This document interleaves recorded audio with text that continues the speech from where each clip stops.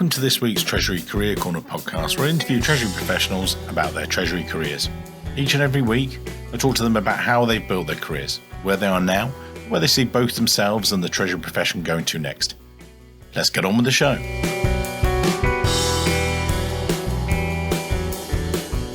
In this week's show, I'm delighted to be joined by a really good friend of mine, Paul Hussey, the Director of Treasury at SABIC.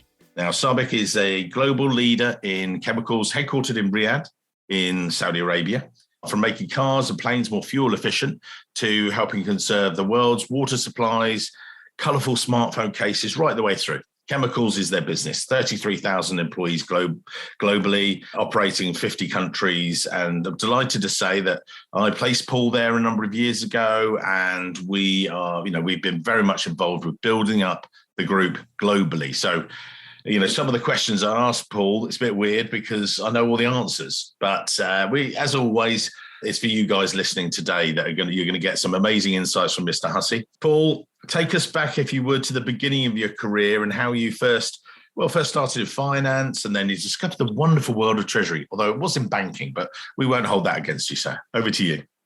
Thanks, Mike. Delighted to have the podcast today. Pleasure to talk to you and to anybody who will listen into this. Yeah, it's an interesting journey, Mike.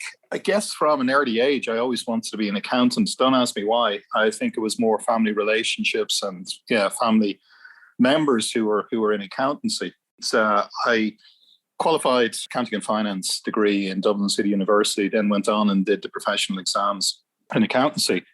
And I ended up first in the central bank. And that's how I ended up in banking, which I was kind of going, okay, this is a bit unusual, but yeah, let's see how it goes. So really that started at Mike as regards an understanding, like at 17, 18 years of age, I actually had a really good leaving cert, just equivalent of the A-levels in the UK. Yeah. And the bank had approached me and said, would you come in? So I did accounting and finance, even though it was a full-time course. I never over 3 years, I never went to one lecture because I was working in the central bank. And at 17, 18 years of age, it was like, good goodness, what is this? What am I doing? But it gave me an appetite and understanding of the future career. Now at 17, 18, I had no idea. It was like my interest was golf, soccer, rugby, Duran, U2, you name it. I didn't have any future mapping or where I wanted to go. But deep down, it actually gave me the ability to look at banking. Is this for me? I stayed there and then I moved to Bank of Ireland, ended up in Bank of Ireland's Treasury, which previously was known as the Investment Bank of Ireland, corporate finance and the pure Treasury side.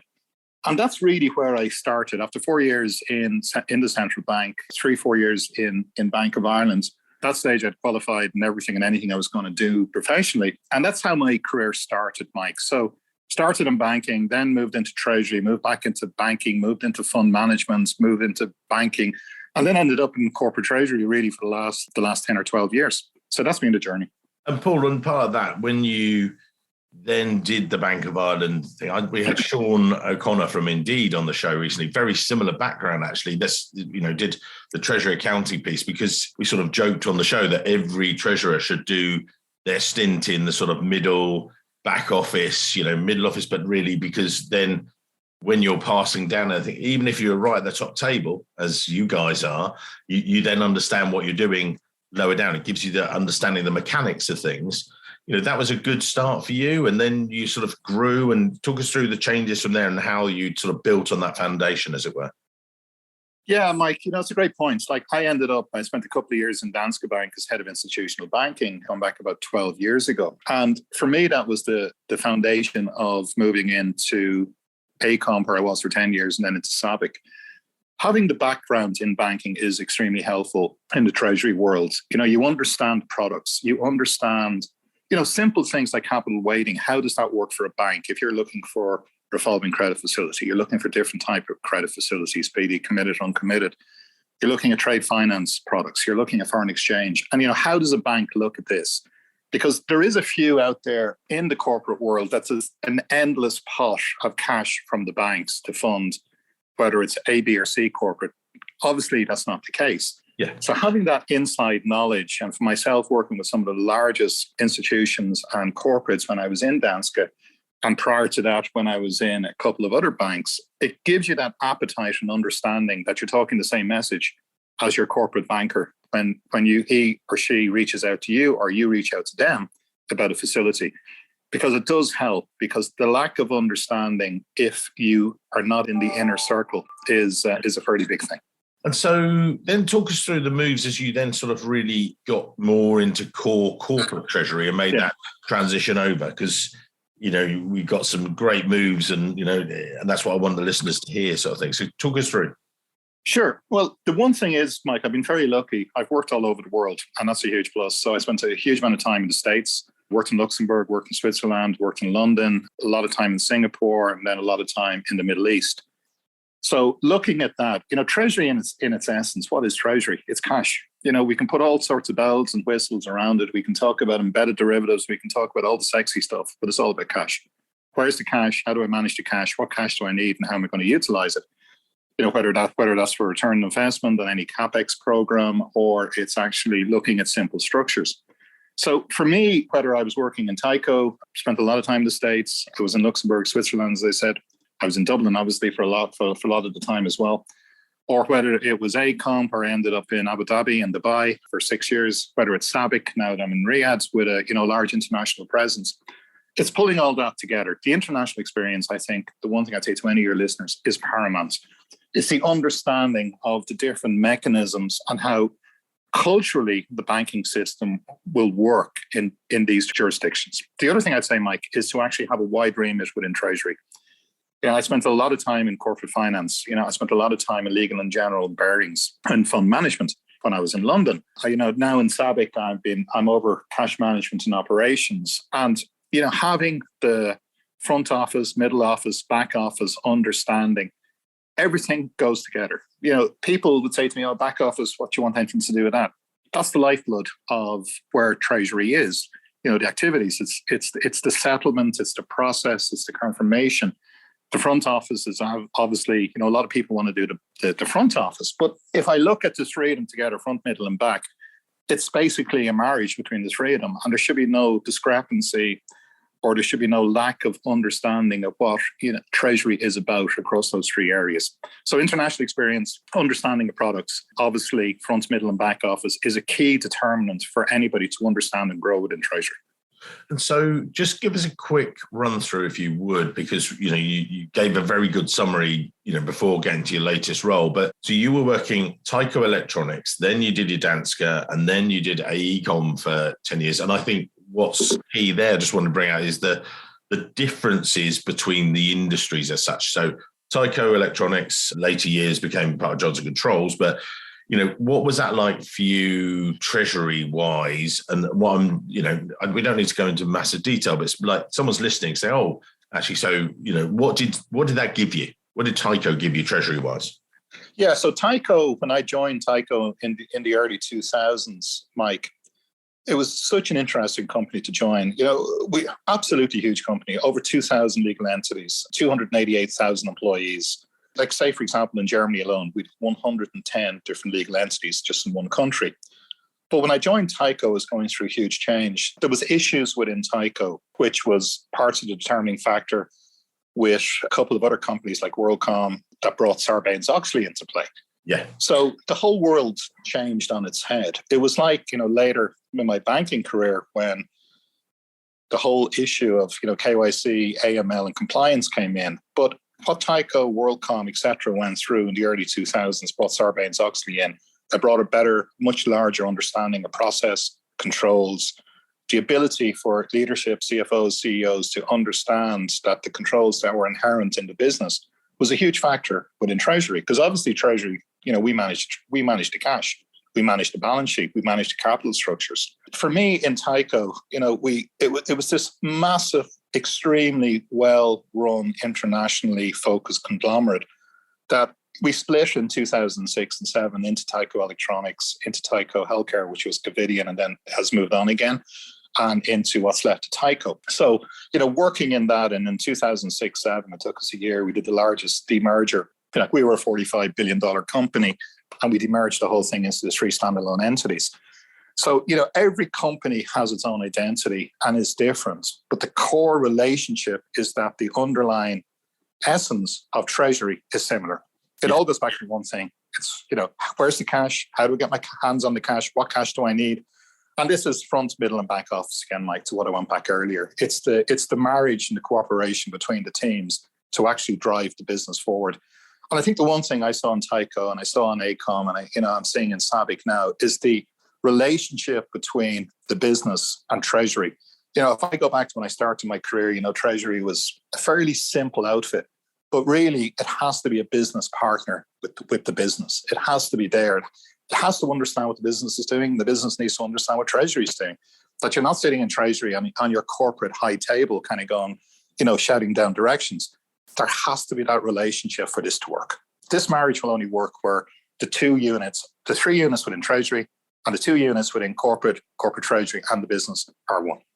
So I recently spoke to Claudio Demoli at the IGT, the sort of gaming group and things, and he said very similar stuff to you. But one of the things he talked about, and you just touched on it there, was about the evolution of the role of the treasurer or head of treasury, whatever it might be. And I'm going to bring that into your experience at AECOM, if I could, because then, as you say, and he was talking about what he'd seen, because he's sort of straddled, like yourself, the sort of European treasurer role and being based there, where Treasury is very much a support function and it's very, a lot of internal focus and everything else. But actually in the US, and when he was there, he said, it's more of an investor relations, a much more external focus role. And you talked about the combination of both.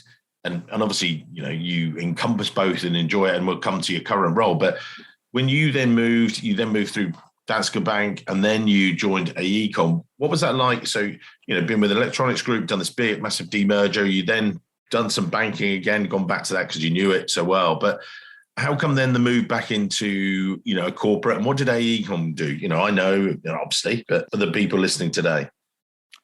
Yeah, AECOM, another fantastic company, extremely well run, excellent management, Mike, where the one thing we grew by acquisition. When I joined AECOM in December 2009, we were 5.1 billion turnover. When I left AECOM, nearly 10 years later, after a 6-year stint in the Middle East, we were just over a $20 billion company. And we grew by acquisition. We made a lot of acquisitions in the area we were in.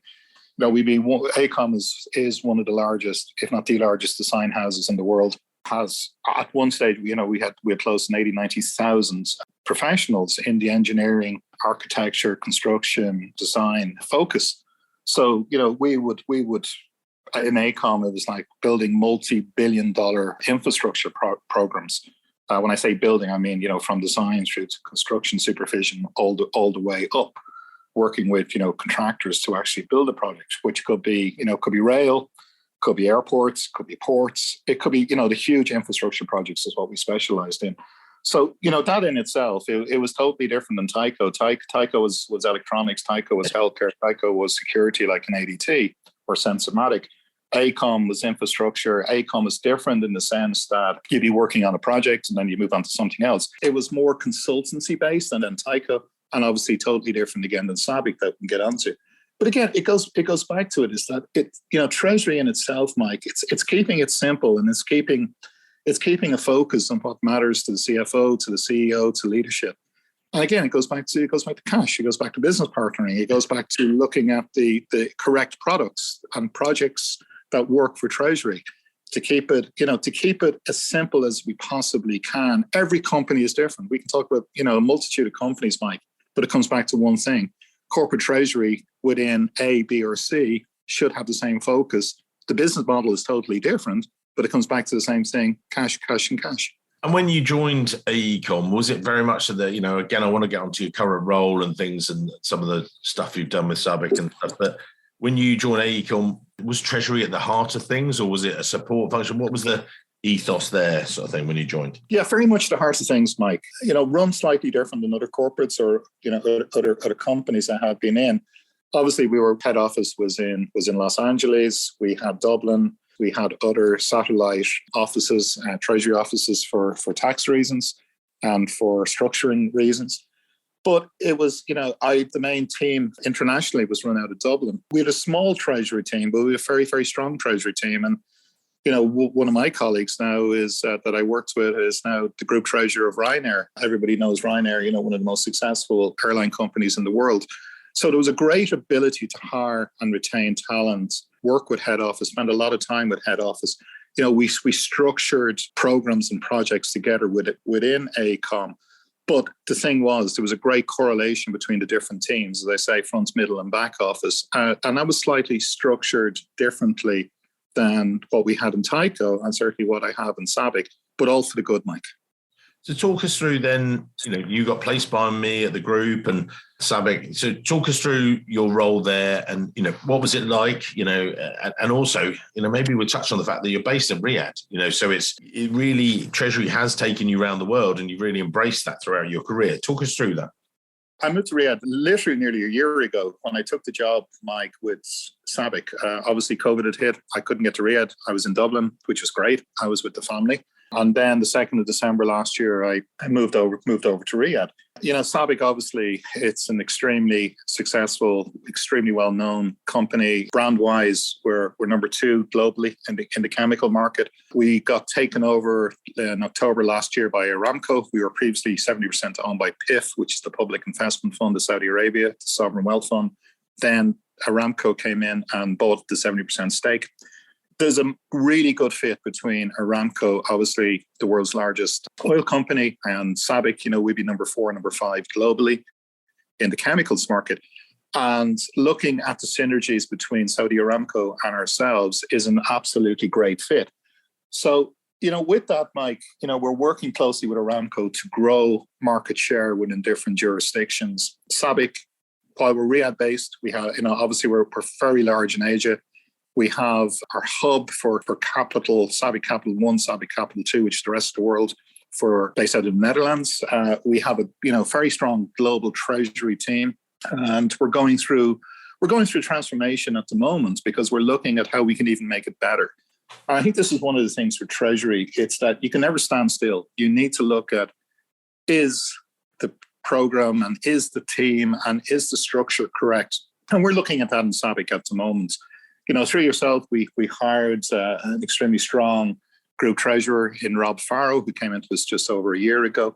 And, being based in Riyadh, I had worked in Riyadh previously. I was on secondment from AECOM to work with parts of the Saudi government, Saudi Customs, the National Centre for Privatization, because I had re-specialized in structured finance, PPP and PFI in the last 2-3 years in AECOM, looking at major programs and actually undertaking to assist our client base, putting these structural financing initiatives in place. So Riyadh is a wonderful place. It's changed so much. It's a pleasure to be here, Mike. People look at Riyadh and they kind of go, oh, well, Riyadh. All I could say to any of your audience or anybody listening in is that it's so progressive. Under the Crown Prince, it's making a huge initiative to change. It's going to be the epicenter of the financial world moving forward in the Middle East.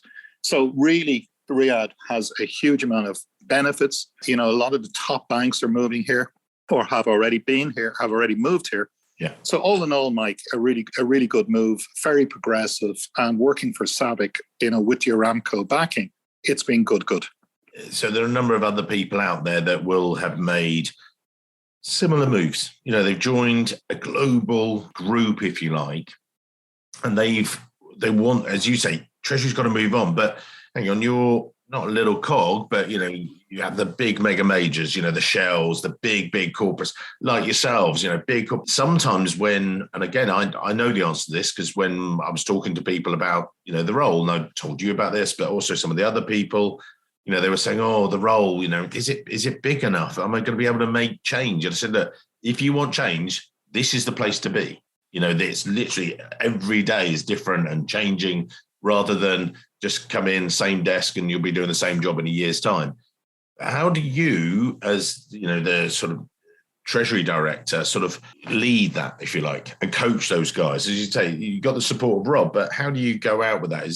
How do you sell it, that dream to the team, as it were? In SABIC, I'm very lucky. I have a really, really strong team. Myself and Rob are blessed with the people that we have working with us, all over the globe.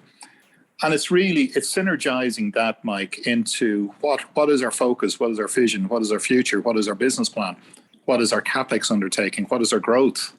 And these are the things that we look at as a team. And, we want to, if I go back to where Treasury was, 15, 20, 25 years ago, whatever, it was simple stuff. It was excess cash, placing it on deposits. Now it's like, well, is the cash in the right jurisdiction? It's working with our colleagues in tax. It's working with our colleagues in legal. It's making sure that the dividends upstream gets to the right place, that the cash can be utilized, that, we don't have trapped cash, that, we have a lot of cash within SABIC. We have a lot of cash within Saudi Aramco, and it's making sure that it's in the right jurisdiction, that we can actually get our hands on it. It's not deemed trapped cash. It's not deemed cash that we have tax considerations or legal or regulatory considerations around. So this is part of the transformation program that we're looking at, that's been led by Rob, myself, and the CFO, Tim Laville, who joined us about 3 years ago from Chevron, to look at the mechanism of how we can get our hands on the cash today, tomorrow, with the right structure, be that intercompany or external, that it flows to the right location, that we can use this immediately. So it's a big undertaking, but I kind of, give an analogy. It's like a doctor. A doctor cannot just sit still and kind of go, right, I never need to look at the latest medical journal or the latest drugs that are out there. It's the same within Treasury. You can never stand still. Whether it's regulations change within China, whether it's mechanisms within Treasury that are constantly changing. So it's an evolving career for anybody that wants to join Treasury. The Treasury today will be totally different to the Treasury in 10 or 15 years' time, not only due to regulations, but through to, banking requirements, also through to automation. So it's evolving, Mike. And that's the great thing about Treasury. It never stands still. And you talked there about the global nature of it, and you've got so much stuff coming at you, and I've talked sometimes about CFOs pushing their treasury team to sort of look at all this and say, look, can you just be the pathfinder for me? Look at the future. Where's Treasury going and where's finance going? Can you look at this and blockchain and all these different technologies and lots of different things? But where you're sitting there, and it's fantastic. You described it very well, about cash being at the core of things and that flow. How does it come in? How does it get handled? How does it come out? Everything else. So that's there. But then when you've got all these different priorities, and again, this is a bit of sort of the educational aspect of the podcast, is if someone else is listening today and they've just been promoted to global treasurer position, and, with a remit like yourself, where you really, and, you and I talk about this, that, I'll be helping you do stuff in the Netherlands or do stuff in the US or do stuff back in Riyadh, and it really is that global nature. That's brilliant, but it's a bit head spinning-ish. You're just there going, well, how do you prioritize? Is it just you look to the CFO and Rob, the treasurer, and say, right, what's next, fellas? Or is it, how do you then, as a treasurer, volunteer stuff? What's your driver? Yeah, it is about priorities, Mike. It's that, one of my colleagues in Singapore is working on a large global blockchain initiative, for example. And that's something that's front and foremost of our minds. Myself and Rob and the team we're looking at the structures with our tax colleagues. Is it optimal? Is it still fit for purpose?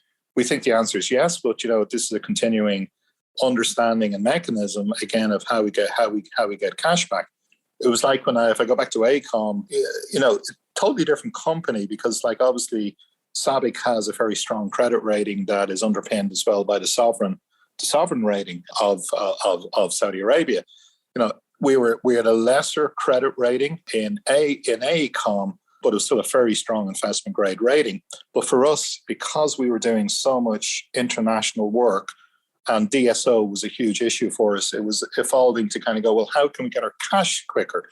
And what we initiated was receivables purchase agreements with a number of our, international banks, that we could actually sell our receivables, both work in progress and accounts receivable, to generate cash on a quick basis.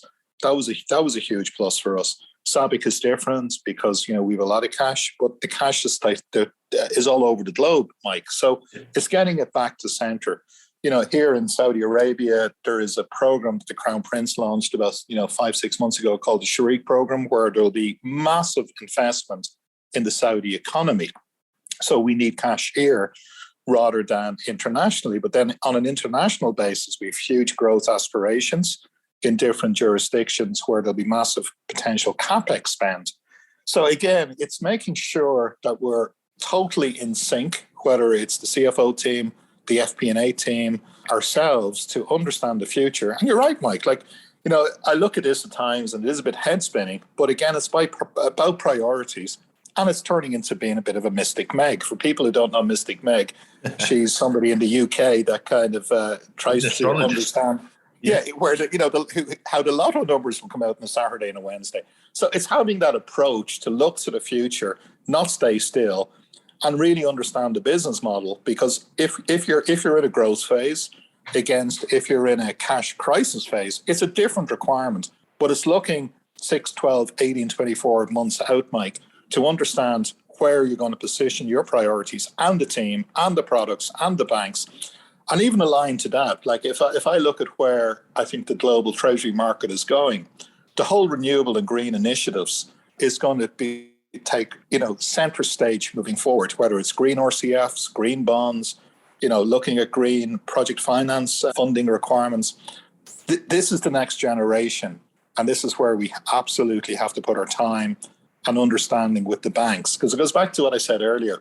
The old way was you get a bank facility, your 5-year RCF. Yeah. Now the companies have to look at, how can I do this on a green, renewable basis? And this is the future of Treasury. It's a new paradigm, Mark. Mike, if I actually take Greenspan's comments from 12 or 15 years ago, we had a new paradigm as regards low inflation. Now we're looking at a mechanism of a new paradigm for Treasury, that we can't sit still. We need to look at the products and the projects and the understanding out there of where the funding sources will come from and actually utilize them on a global basis. A lot of the work that I've done with Paul globally has been about the people, has been about getting great treasury professionals. And that is from way back, as I said, in Saudi through the Netherlands, where you have a big center there, and also over in the US with the lovely Michelle and stuff. And what I was going to say is, so you are a globe, as well as, on the sideline, you do treasury, and the rest of it, you're a global people manager. You're dealing with all these different cultures, different peoples and stuff like that. How do you do it? What are your, tips? Again, this is someone who's maybe earlier on in their careers, they might be first starting managing someone, or maybe they're a global treasurer and they go, do you know what? The one thing I haven't been trained on is managing people. Now, you do it brilliantly, and that's without blowing too much smoke up your behind, but it's true. How do you do it? What's your ethos, or what are the tips you'd give for people before we, go towards the end of the show yet? We're not quite there. Yes, sure, Mike. It's very simple. Every one of my colleagues, I work in a flat structure. You may have a title, like I was vice president within ACOM, director here, but I'm part of the team. In other words, we work together, whether it's the team in the Netherlands, whether it's the team in Singapore, whether it's the team in Houston, whether somebody's an analyst or a senior analyst. It's respect. Is that I learn off my colleagues every day of the week. I hope they learn off me. And together, by learning and having the vision and the focus, we succeed. And that's, for me, people management is actually more important than anything. We can talk about green bonds, we can talk about this structure or that structure. It's having that team gel together. Like, COVID's been a disaster because I couldn't get over. When I joined SABIC, I couldn't get over here till December 2020. So, I was 7-8 months in Dublin. But the minute I could get over, I was on the first plane over. It was the same. I've been over in Amsterdam twice now in the last couple of months for, a week, 10 days at a time. Spending time with the guys, looking, where are we going? What do we want to achieve? What's our priorities? What are we turning on our heads? How are we going to be successful? I remember current CEO of ACOM 5 or 6 years ago, gave me great advice. Paul, it's all about delivery and it's all about hitting the solution. And that's why I like to work with the team. I got that from the current CEO. He was the CFO of ACOM at the time. He's now the CEO. Brilliant guy. And it was that focus that I got from him. We can talk, Mike, and we can, I'm Irish. I can talk till the cows come home. But it's about delivery. It's all about delivery. And that delivery is what, we need as a team, what the chief financial officer needs, what the board of directors needs, what the CEO needs. And having that gel with the team is paramount. There's nothing as important. If you're not with your team, it falls apart. If you bring your team on the journey, you succeed. And as I said, I see John now as Group Treasurer Ryanair. What a success story. John joined me as a manager in ACOM, and then 6, 7 years later, John is a vice president with an ACOM, and then a year later, John is the group treasurer in Ryanair. And that's my philosophy, is to bring people on the journey. I'm not the big boss. I'm not the little boss. I'm not any boss. We're a team. And with the different cultures, each is different. The way of things happening, and I found this when recruiting in the US is so very different to recruiting in Europe, and it's different. There's commonalities, of course, but there's massive differences in recruiting into Saudi. How would you, when you're looking at those people, before we do close the show, and we'll come to the top tips in a minute and things like that, but how do you think of that? How do you do that? Mike, it's very simple. Like, if I'm hiring Ali that's on my team, or I'm hiring Michelle, or I'm hiring Sylvia in Singapore, I look at the person. Can I get on with the person? Can we work together? Can we drive the business forward? Can we be successful in treasury?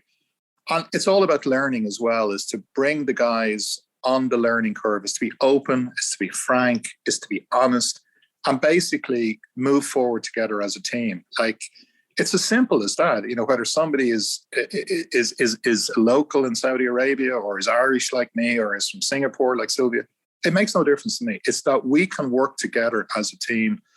Culturally, yes, we need to be very aware. We need to understand the differences, but it's having this bond with the team that we can drive forward. Because if there's respect from me to the guys, I'm hoping there'll be respect from the guys back to me. And that's my philosophy. You give it out and it comes back and stuff. So, right, we will put Paul's LinkedIn details. It's not the, biggest profile on there, but it's a good profile. He's a great guy to have in your network. So we'll put that in the show notes so people can connect to you and, have you, because they will want to after this. There'll be a flood of people. But that aside, what would you close the show with today? So again, the people listening, you've given, someone should have been scribbling, and this is sometimes I've had it with people said, I've had to go back to the office and that tip, actually that's something. What are the closing tips you would give to today's show for someone to take away with them? Yeah, sure, Mike. I think there was always this thing about, if you work in the back office, you're not as important as somebody who works in the middle office, and you're not as important as somebody who works in the front office. Absolute nonsense. The 3 different areas of treasury, if I look at the front office, like we have our corporate finance team, we have our cash management team, and we have our project finance team. Hugely important. But as is the back office, and to the whole evolution of treasury, is that everybody is a seasoned professional. Everybody understands. And like, for me, people in treasury need to understand the whole aspect and the whole remit of treasury. Let me put it this way, Mike.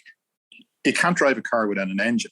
And the whole treasury operations side of back office, middle office, whatever, is every bit as important as what we do in the front office, be that for corporate finance, or we call it finance strategy and advisory in SABIC. We have cash management, we have project finance. So if anybody gets a start, it's a great start, whether you're in any of the front office roles, the middle office roles, the back office roles. The next point is to have the international experience. I've been lucky enough as I worked all over the world. That's given me a cultural awareness of working with colleagues. That's also given me a different understanding of banking requirements and what's needed, regulatory requirements, etc.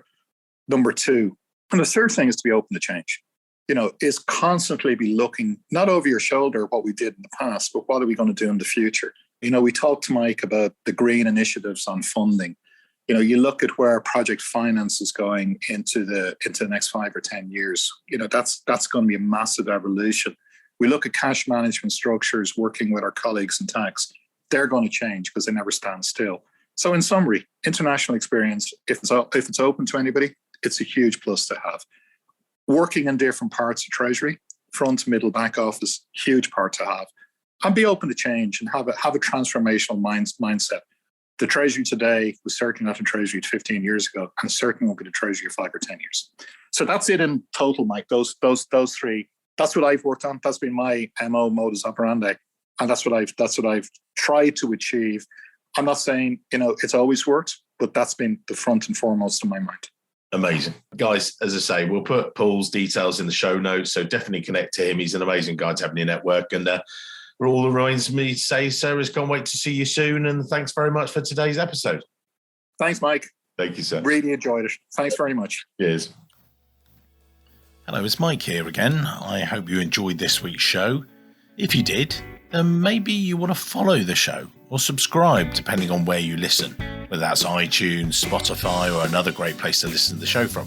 It's totally free and means that you'll be the first to see each and every week when we release a new show.